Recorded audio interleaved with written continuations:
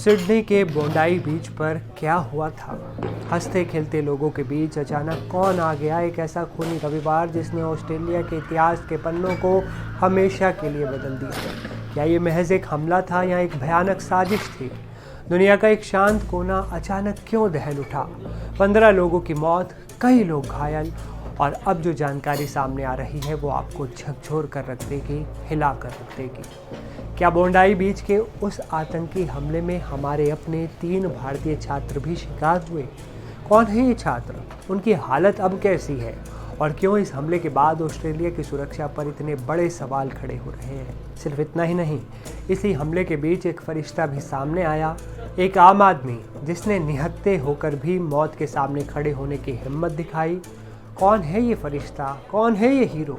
उसकी पहचान को लेकर अब क्या नया सच सामने आया है?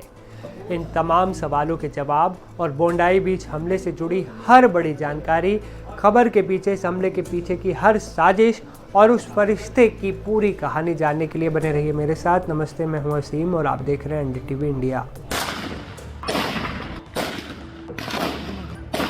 ऑस्ट्रेलिया के सिडनी में बोंडाई बीच पर रविवार को हुए आतंकी हमले ने पूरी दुनिया को हिलाकर रख दिया।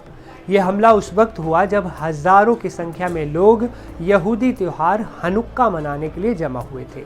2 हमलावरों साजिद अकरम और उसके बेटे नवीद अकरम ने मिलकर अंधाधुंध फायरिंग की, जिसमें 15 लोगों की मौत हो गई और कई लोग घायल भी हुए। मरने वालों में 10 साल की एक मासूम बच्ची भी शामिल है। अब इस हमले से जुड़ी एक बेहद परेशान करने वाली खबर हम भारतीयों के लिए आई है। शुरुआती रिपोर्ट के मुताबिक घायलों में 3 भारतीय छात्र भी शामिल हैं। ऑस्ट्रेलिया टुडे की खबर के मुताबिक छात्रों की जांघ और पैर में चोटें आई हैं। हालांकि उनकी पहचान और स्वास्थ्य की आधिकारिक पुष्टि का अभी भी इंतजार है, लेकिन बताया जा रहा है कि इनमें से कम 2 छात्रों को अस्पताल में भर्ती करवाया गया है। इलाज के लिए उनका इलाज हो रहा है।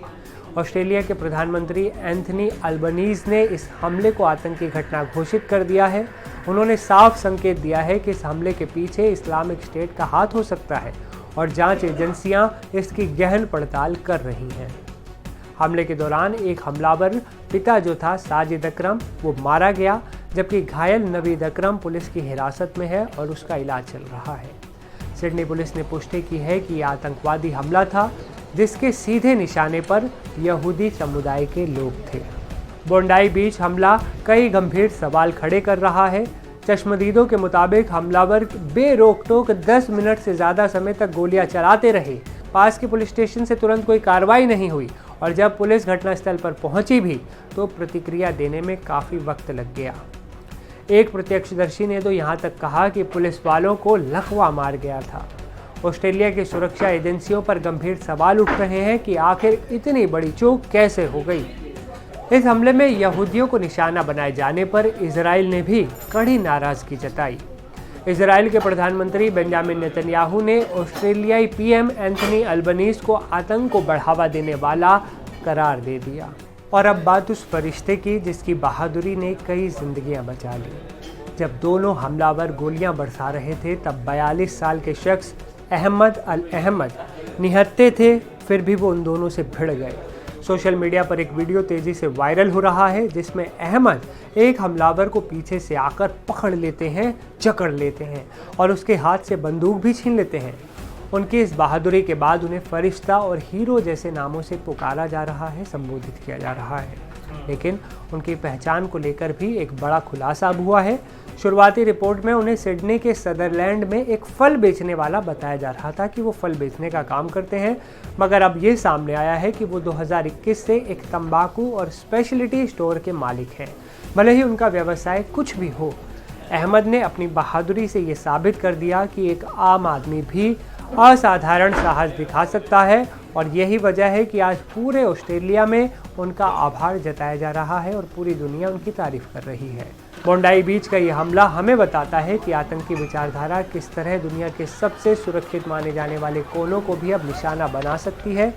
इस हमले में हमारे भारतीय छात्रों का घायल होना इस खतरे को और भी नज़दीक ले आता है।